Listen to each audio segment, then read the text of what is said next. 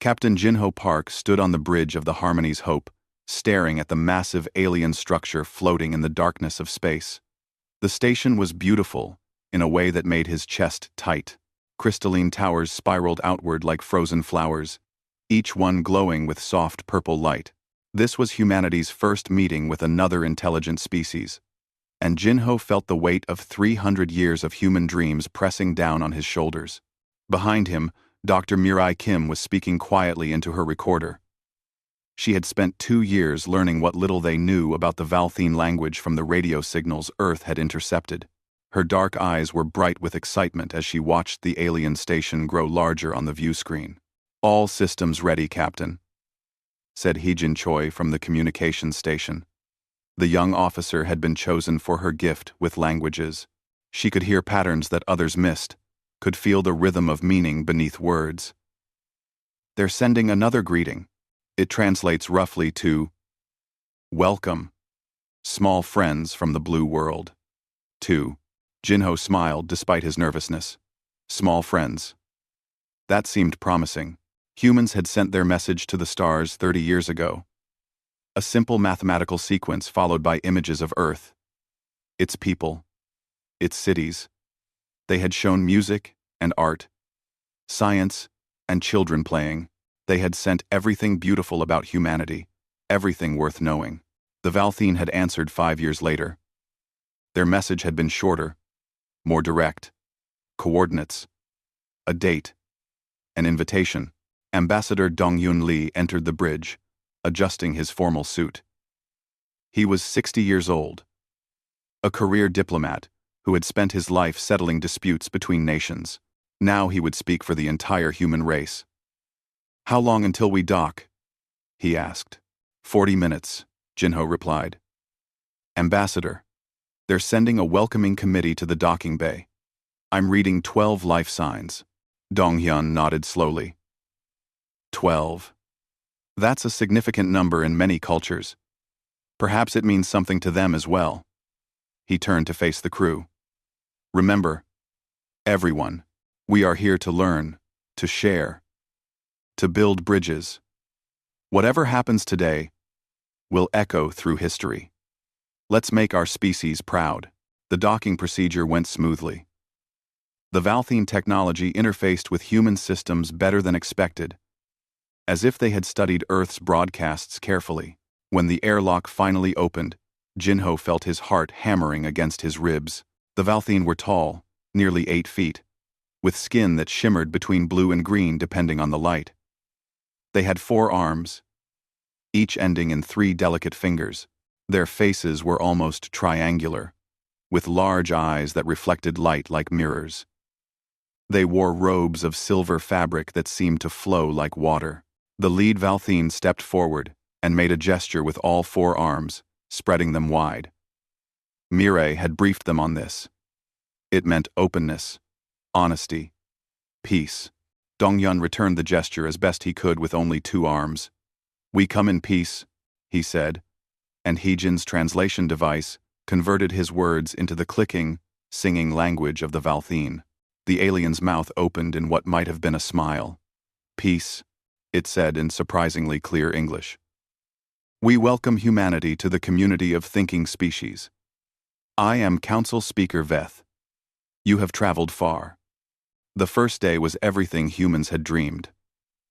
The Valthene showed them their station, their technology, their art.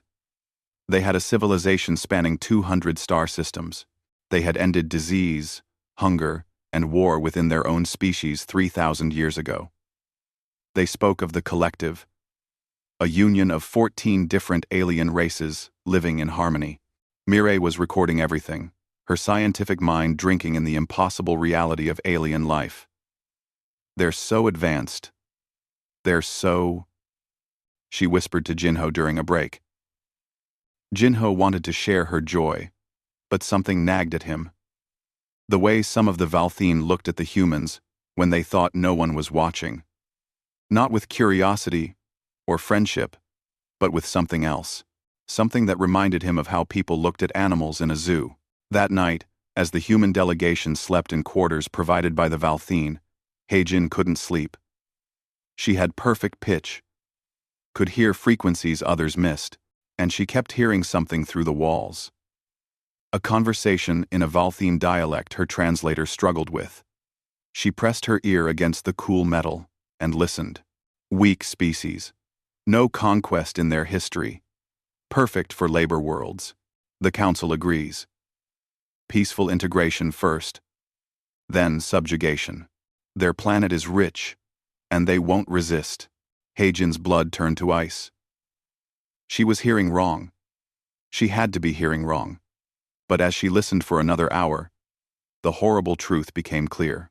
The Valthine weren't interested in friendship. They were planning to take everything. She ran to find Donghyun, but the ambassador was already awake, staring at his datapad. His face was pale. "Heijin," he said quietly. "I just received an urgent message from Earth. New Soul Colony. It's gone. Gone." Heijin whispered. Donghyun's hands shook as he showed her the screen. Images of destruction. A Valthine battle fleet in orbit. Cities burning. The message was 12 hours old, due to the distance. By now, it was already finished. 2.3 million people, Donghyun said, his voice breaking. They killed everyone.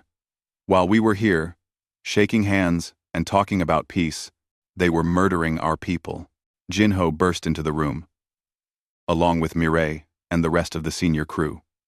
They had all received the same message. For a long moment, no one spoke. The dream of peaceful first contact died in that silence. Then Jinho's jaw tightened. "We need to get back to the ship.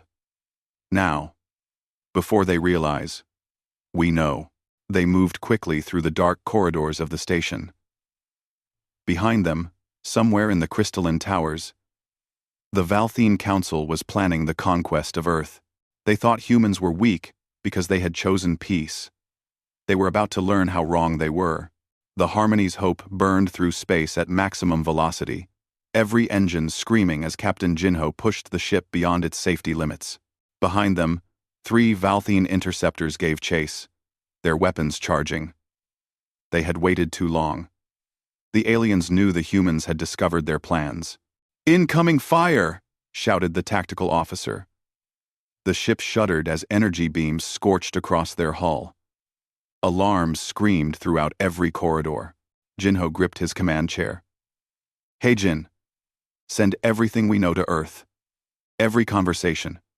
Every recording. Every piece of evidence. Send it on every channel. Every frequency.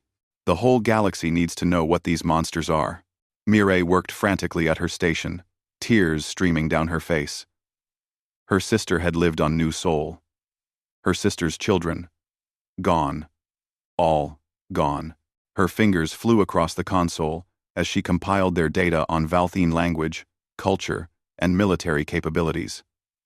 If humans were going to war, they needed every advantage. Ambassador Donghyun sat slumped in a corner of the bridge, staring at nothing. He looked like he had aged 20 years in a single night.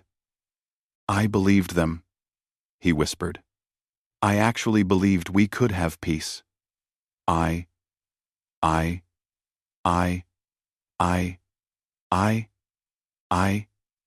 Another impact rocked the ship. The lights flickered. Jinho made a decision. "Everyone to the escape pods. We'll set the ship on collision course with the lead interceptor.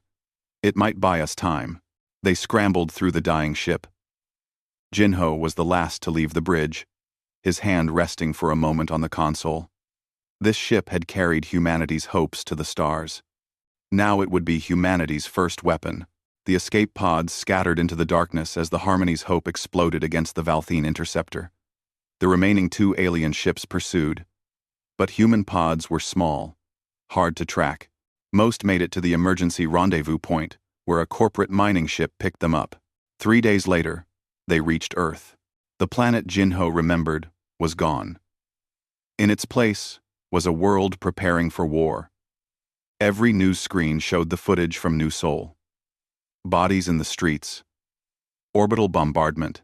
Valthine soldiers executing civilians who had raised their hands in surrender.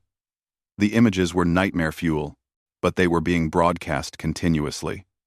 People needed to see. People needed to understand. Admiral Junho Nam met them at the military spaceport. He was a hard man, with gray hair and eyes like steel. He had spent 40 years in Earth's Defense Force, mostly running training exercises and hoping war would never come. "Captain Park, Ron's to 7-5, he said, shaking Jinho's hand. "Dr. Kim, Ambassador Lee, welcome home. I wish it was under better circumstances. Admiral." "What's the situation?" Jinho asked. Junho led them through the command center. The walls were covered with screens showing fleet movements, resource calculations, and casualty reports. "The Valthene have issued an ultimatum. Surrender within 30 days, or they'll do to Earth what they did to New Sol. They have 500 warships in our system borders. We have 80. Most of them patrol vessels and cargo haulers we've retrofitted with weapons. Then we're finished," Dongyun said hollowly. Junho stopped walking and turned to face them. A strange smile crossed his face. "Ambassador, how much do you know about human military history?"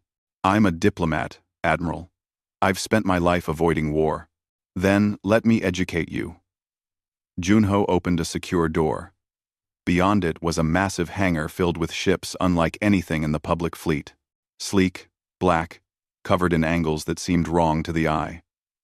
For 300 years, Earth has been unified. No wars, no conflicts, just peace and prosperity. But our leaders weren't naive. They remembered our history.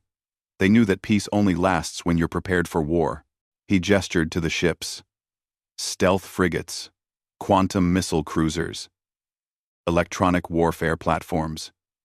We've been building them in secret for 100 years. Every advance in civilian technology was also tested for military application. The Valthene think they know what we're capable of. They're wrong. Mireille's scientific mind immediately understood. You've been weaponizing everything. Medical nanobots could be reprogrammed. Industrial construction drones could be military robots. Even our deep space mining charges could be tactical nuclear weapons. Exactly, said Junho. And that's just the hardware. Dr. Kim, you know Valthene biology better than anyone alive. General Sunmi Bei wants you to consult on a project. We need to know their weaknesses. Over the next week, Earth transformed. Factories that made civilian goods retooled for military production. Scientists, who had studied theoretical physics, were now designing weapons. The entire human race mobilized like a single organism, responding to a threat. General Sunmi Bei was a tactical genius who had studied every war in human history. She met with Mireille in a secure laboratory. Doctor, I need biological weapons that target only Valthene physiology. Nothing that can hurt other species. We're not monsters. Even after what they did? Mireille asked, thinking of her sister. Especially after what they did, Sunmi replied firmly. We fight because we must, but we don't become them. That's what makes us different. Dr. Kyung-yoon ran the Weapons Development Division. He had spent 20 years designing theoretical deterrents, hoping they would never be built. Now his designs were becoming reality. Particle beams that could cut through Valthene shields, gravity mines that could collapse space around enemy ships, AI combat systems that could outthink alien tactical computers. On the 28th day, the Valthene sent their final demand. Every human leader gathered in the United Earth Council chamber to hear it. The alien face appeared on every screen worldwide. Humans of Earth. The Valthene Council speaker said, you have two choices. Submit to the collective, and your species will be preserved as workers. Resist, and you will be exterminated. You have 48 hours to decide. The chamber was silent. Then Ambassador Donghyun Lee stood, the man who had dedicated his life to peace, who had watched his colleagues executed by the Valthene, who had seen the ashes of New Sol, spoke in a voice that carried the weight of a species' rage. You asked for our answer? Here it is. We tried to show you our best. We sent you our music, our art, our dreams. We offered you friendship and peace. You responded with murder. So now, you'll meet the other face of humanity. The face we hoped you'd never see. We are the species that survived the ice, the plague, the wars, and the bomb. We reached for the stars because we refused to die. And we will not die for you. He leaned forward, and his voice dropped to something cold and final. You want war? You'll have it. And when this is over, you'll wish you'd accepted our friendship. The broadcast ended. In orbit, the first human stealth ships were already moving into position. The Valthine had made their choice. Now they would learn what humans had tried to tell them from the beginning. We are dangerous because we choose not to be. Commander Taejun Song floated in the darkness between stars, his stealth ship completely silent. Around him, 19 other vessels waited like predators in tall grass. They had been here for 6 hours without moving, without transmitting, barely even breathing. The Valthine supply convoy would pass through this sector in 20 minutes. The aliens had no idea humanity was learning to hunt. Ghost Leader, this is Ghost 7, whispered a voice in his ear. I'm picking up the convoy. 12 cargo vessels, 4 escorts. Taejun smiled in the darkness. The Valthine fought, according to ancient traditions. Honor, glory, direct confrontation. They announced their presence, challenged their enemies, and met in open battle. It was beautiful in its way. It was also stupid. All units hold position, Taejun ordered. Let them get comfortable. Let them think they're safe. The convoy passed within 5 kilometers. Taejun could see them on his passive sensors. Fat cargo ships hauling supplies to the Valthine fleet threatening Earth. The escort ships were scanning for threats, but they were looking for active signatures. They expected enemies to announce themselves. They had no idea that humans had learned war from the smallest creatures on Earth, from the spiders that waited in webs, from the cats that stalked in silence. Ghost Leader, weapons free. Admiral Junho's voice crackled across the command channel from Earth. Make them afraid of the dark. 20 stealth ships opened fire simultaneously. Quantum torpedoes slipped through Valthine shields like they weren't there. Technology the aliens didn't know humans possessed. 3 cargo ships exploded in brilliant fireballs. The escorts scattered, trying to locate their attackers. But the ghost fleet was already gone. Slipping back into the darkness between stars. Halfway across the galaxy, Major Yuna Han crouched in the shadows of a Valthine warehouse complex. She had been behind enemy lines for 2 weeks, leading a team of 12 special operations soldiers. They had infiltrated 3 supply worlds so far, destroying fuel depots, sabotaging communication arrays, and leaving behind calling cards that were driving the Valthine insane. Timers set, whispered Corporal Bora from the explosives, her hands steady as she armed the device. 3 minutes, Yuna nodded. They moved like smoke through the facility, past guards who never saw them. Human soldiers had trained for centuries in jungles, mountains, and urban warfare. The Valthine had advanced technology, but they had forgotten how to be soldiers. They had grown comfortable in their dominance. As they reached the extraction point, Yuna pulled out a can of spray paint. On the warehouse wall, she left their signature, a simple human handprint in red. Beneath it, words in the Valthine language that Mireille had taught them. We were here. Where were you? The explosions started as their shuttle cleared the atmosphere. 7 fuel depots turned into mushroom clouds. The Valthine garrison would find the handprints everywhere, and they would realize that humans had walked among them undetected. That was the point. Not just to destroy supplies, but to make them paranoid, to make them afraid. Back on Earth, engineer Jin Woo Kang worked in the Artificial Intelligence Research Center that had been converted into a military facility. He was 30 years old and had never expected to design weapons. He had studied AI to help people, to make lives easier. Now he was building something that terrified him. Dr. Yoon. I'm having second thoughts about Reaper Protocol, he said to the weapons director. Kyung looked up from his calculations. What kind of second thoughts? Moral ones. This AI will be autonomous, capable of making kill decisions without human input. What if it goes wrong? What if we create something we can't control? Kyung was quiet for a moment. Then he pulled up footage of New Seoul on his screen. Bodies in the streets. Children who would never grow up. Jinwoo? I have these same doubts every day. But the Valthine won't hesitate. They won't pause for moral questions. And if we lose, because we were too ethical to use every weapon available, human ethics won't matter anymore, because we'll be extinct or enslaved. Jinwoo stared at the screen, then nodded slowly. All right, but we build in kill switches. Multiple redundancies. We stay human, even when we're building inhuman things. The Reaper protocol went live 3 days later. Autonomous combat drones that could adapt, learn, and coordinate without centralized control. They could hack Valthine systems, pilot captured ships, and execute tactical plans at computer speeds. The first test run destroyed a Valthine forward base in 40 seconds, with 0 human casualties. In the communications division, Haejin Choi had become humanity's master codebreaker. Her gift for languages extended to mathematical patterns and encryption. She sat surrounded by screens showing Valthine military communications. And slowly, patiently, she unraveled their codes. Got it, she said one morning. Her voice hoarse from 72 hours without sleep. I can read everything. Their fleet movements, their supply lines, their strategic plans. It's all right here. Admiral Junho looked at the decrypted messages and allowed himself a rare smile. Communications officer, you just won the war.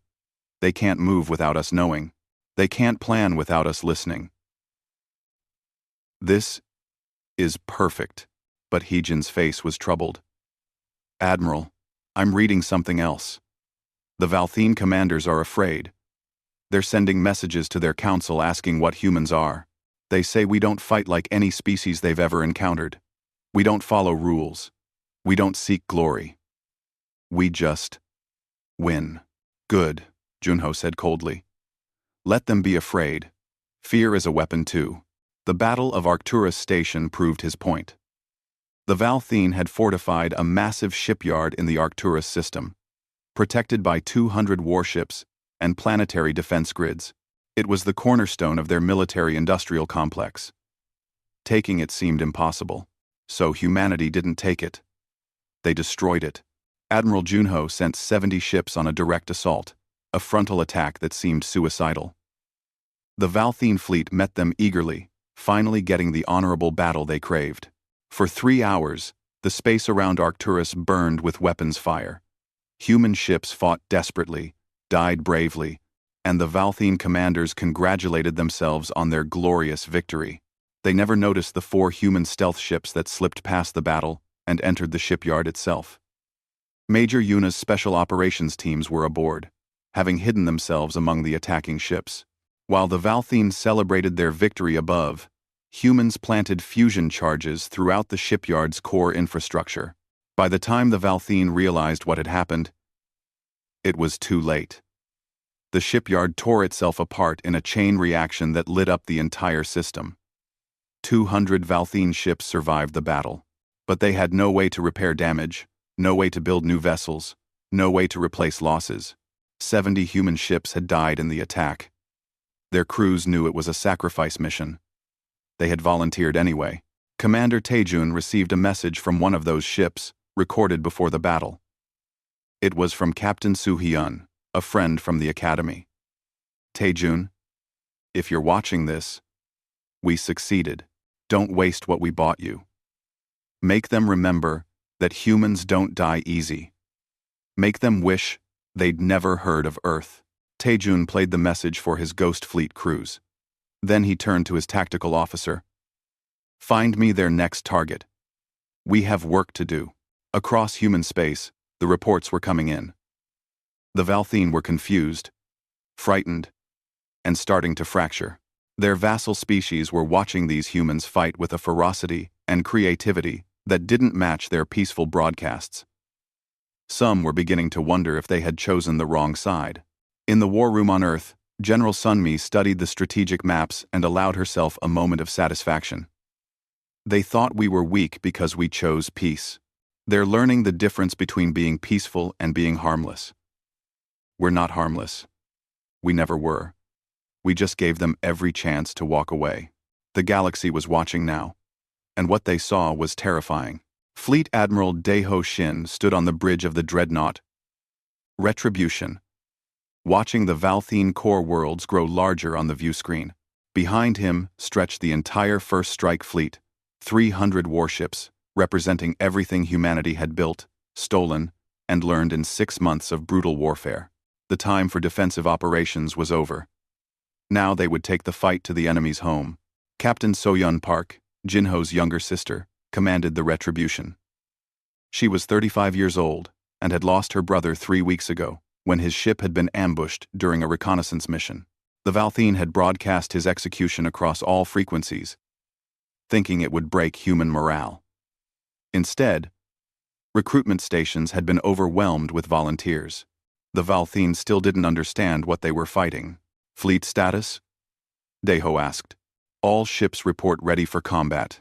Soyeon replied, her voice steady despite the grief that still cut through her every morning. The Valthene home fleet is moving to intercept. 500 ships. They still outnumber us.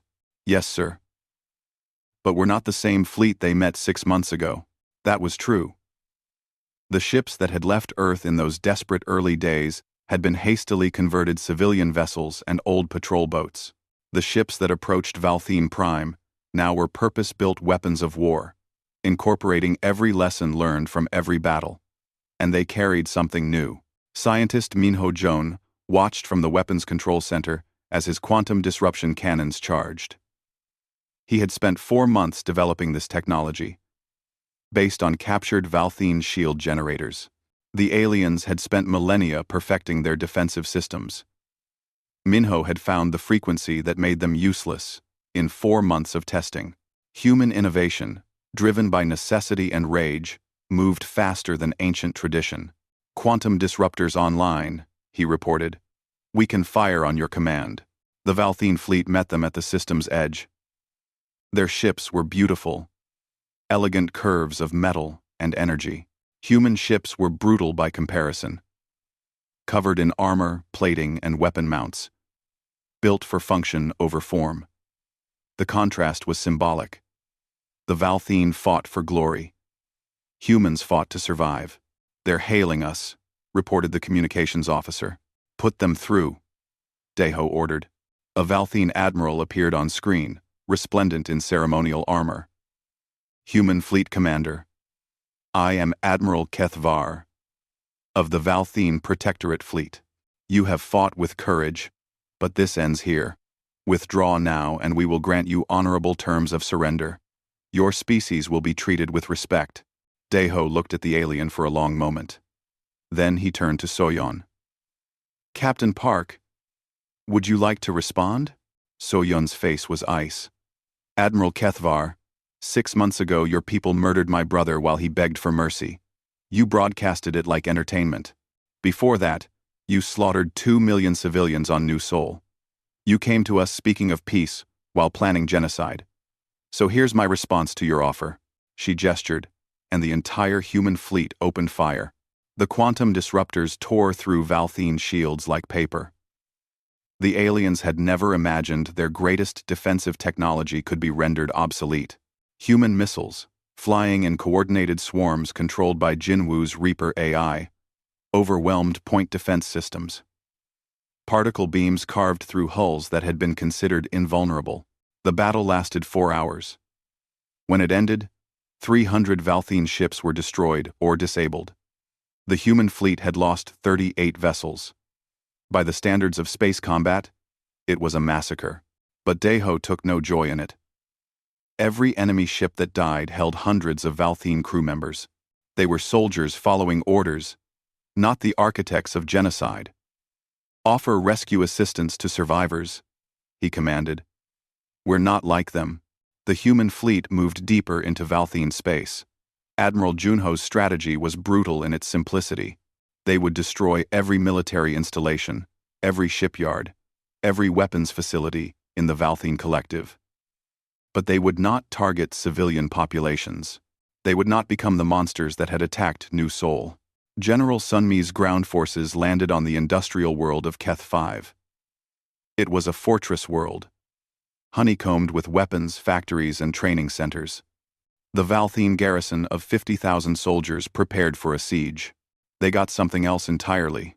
Sunmi had studied Earth's military history obsessively.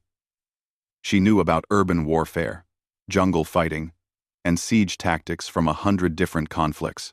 More importantly, she understood human psychological warfare. Before her troops even landed, she broadcast a message to the Valthene garrison. Defenders of Keth 5, this is General Sunmi Bey of Earth's Expeditionary Force. You have 12 hours to evacuate all civilian personnel. After that, we will destroy every military structure on this planet. We will not target civilians. We will not pursue soldiers who surrender. But if you choose to fight, know that we have studied warfare for 10,000 years. Your people forgot what war means. We never did.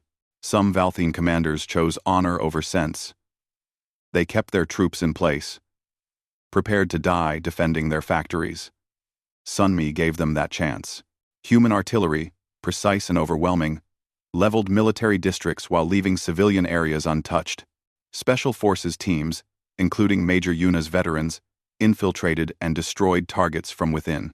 When Valthene commanders tried to use civilian facilities as shields, Sunmi simply surrounded them and waited. No food or supplies went in. After 3 days, the Valthene surrendered, rather than starve. We could have killed them all, one of Sunmi's officers said, watching Valthene soldiers march into containment fields. Yes, Sunmi replied, and that's exactly why we didn't. We win by being better than them, not by becoming them. But not everyone agreed with restraint. The Valthene Emperor, watching his empire crumble, made a desperate decision. He authorized the use of a planet-killing weapon against the human colony world of New Terra, home to 800,000 people. The weapon never launched. Heijin's communications network intercepted the order. Commander Taejun's ghost fleet had infiltrated the system where the weapon was stored. They destroyed it 90 seconds before it would have fired. That was the moment the Valthene collective began to fracture. 3 vassal species, seeing humans intercept and stop a genocidal weapon when they could have simply evacuated, openly rebelled against Valthene rule. They didn't join humanity, but they stopped helping the collective. Other alien civilizations that had been watching the war began sending covert messages to Earth. This is the Kendari Republic. Read one message that Admiral Junho received. We have observed your conflict with interest. You fight with honor, despite great provocation. Should you require medical supplies or civilian aid, we would be willing to discuss terms. More messages followed. The Ashrani Consortium, the Pelthek Union, the Yavari clans. All species that had feared the Valthene, but had been too weak to resist. All species that now saw humans as potential allies, or at least as the enemy of their enemy.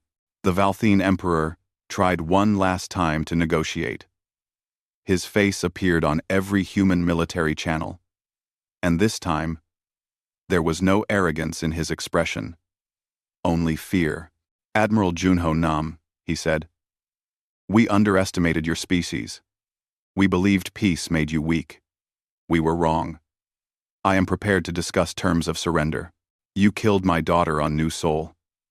Junho replied, his voice flat and emotionless. She was 7 years old. Her name was Hareen. She wanted to be a teacher. You murdered her along with millions of others, and you did it while pretending to be our friends. So no, Your Majesty, we're not discussing anything. We're going to dismantle your war machine piece by piece. And then, when your military is gone and your fleets are scrap, when you have no choice but to listen, we'll discuss how you're going to pay for what you did. The Emperor's image flickered and disappeared. Soyeon turned to her admiral. Sir, the Valthene home fleet is withdrawing to defensive positions around their homeworld. They're going to make a final stand. Daeho nodded slowly. The endgame was approaching. One way or another, this war was about to reach its conclusion. He thought about all the humans who had died to reach this moment. Captain Jinho, who had tried so hard for peace. The crew of the Harmony's Hope. The Marines who had thrown themselves against impossible odds. The colonists of New Seoul, who never had a chance. Send a message to the fleet, he said. We finish this. For everyone we lost. For everyone the Valthene murdered. We finish this. And then we go home. The human armada set course for Valthene Prime. The final battle was coming, and the galaxy held its breath. The Valthene homeworld hung in space like a jewel, blue and green with 3 silver moons. It was beautiful in a way that made Captain Soyeon Park's chest ache. Billions of civilians lived on that world, children who had never voted for war, artists, and teachers and farmers who just wanted to live their lives. It would be so easy to do to them what they had done to New Seoul. That was the test, she realized. This was the moment that would define what humanity became. Valthene Defense Fleet is holding position in high orbit, reported the tactical officer. 400 ships. They're protecting the civilian population centers. Fleet Admiral Daeho studied the formation. They're using their people as shields. They know we won't fire on civilians. Should we? Asked one of the younger officers, anger raw in his voice. They didn't hesitate to murder ours. The bridge went silent. Everyone looked at Daeho, waiting for his answer. The admiral was quiet for a long moment, his eyes on the planet below. Finally, he spoke. If we massacre their civilians, we prove they were right about us.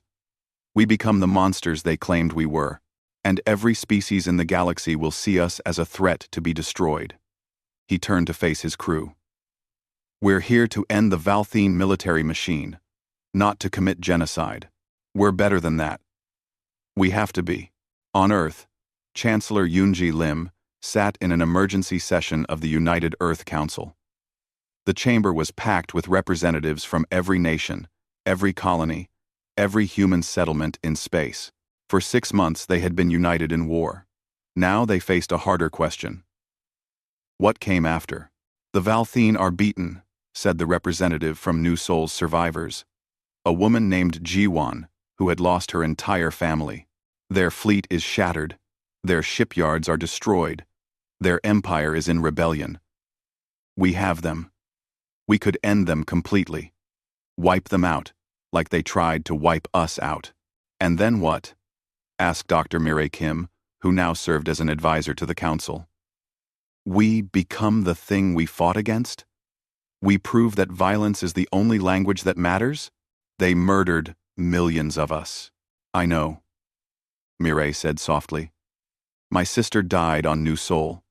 Her children. I dream about them every night. But if we respond to genocide with genocide, their deaths meant nothing. They died because the Valthene thought conquest was acceptable. If we think the same thing, we're no different. The debate raged for hours. Some wanted total destruction. Others wanted harsh punishment, but not extermination. A few voices called for forgiveness, though they were shouted down. In the end, it was Ambassador Donghyun Lee who found the middle path. The old diplomat stood slowly, looking every one of his 70 years. The war had broken something in him, but it had also forged him into something harder.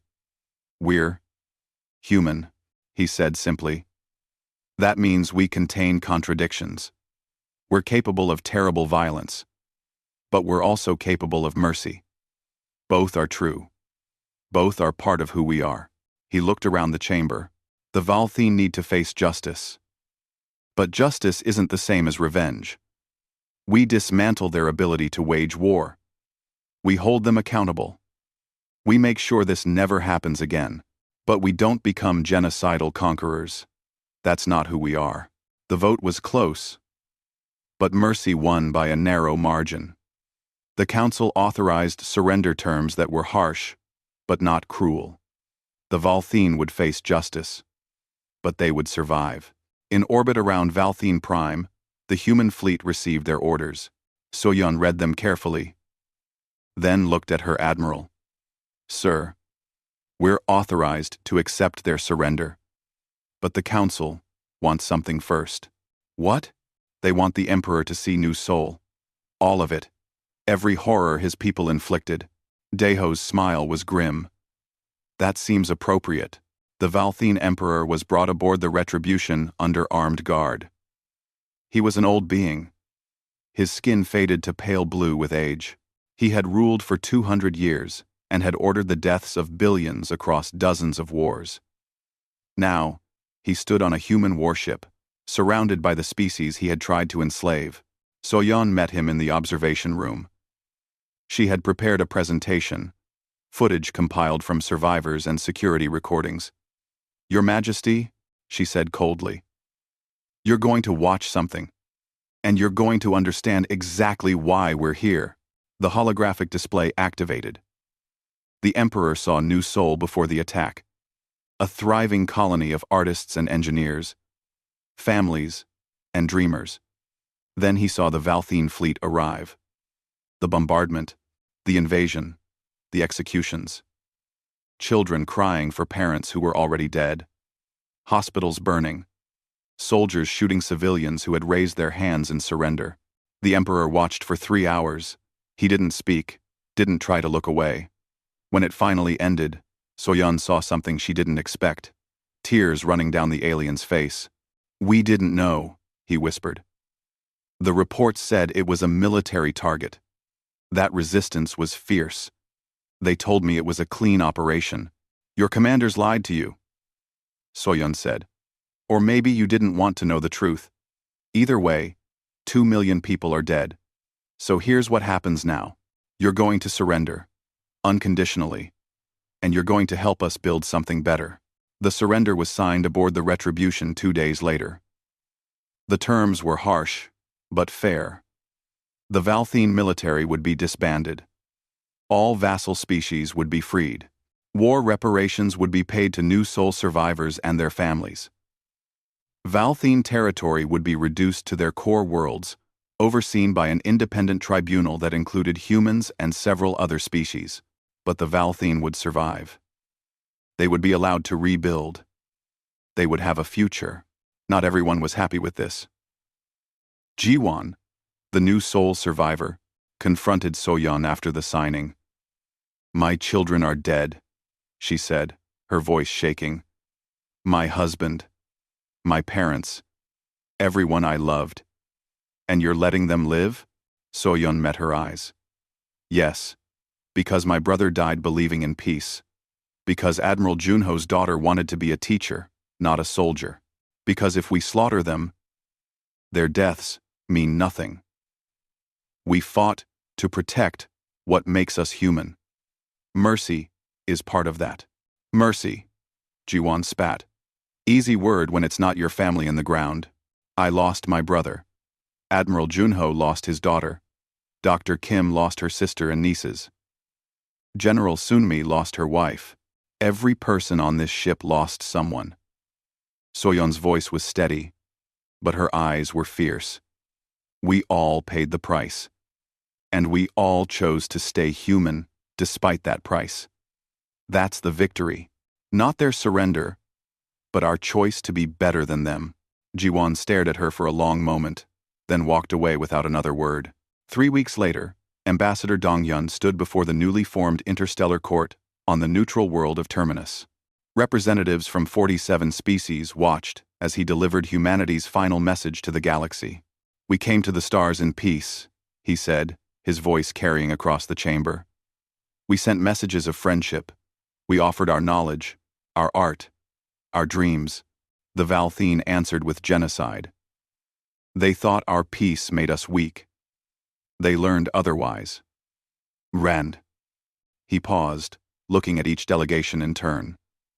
"Humanity will always extend a hand in friendship first. That's who we are. That's who we want to be.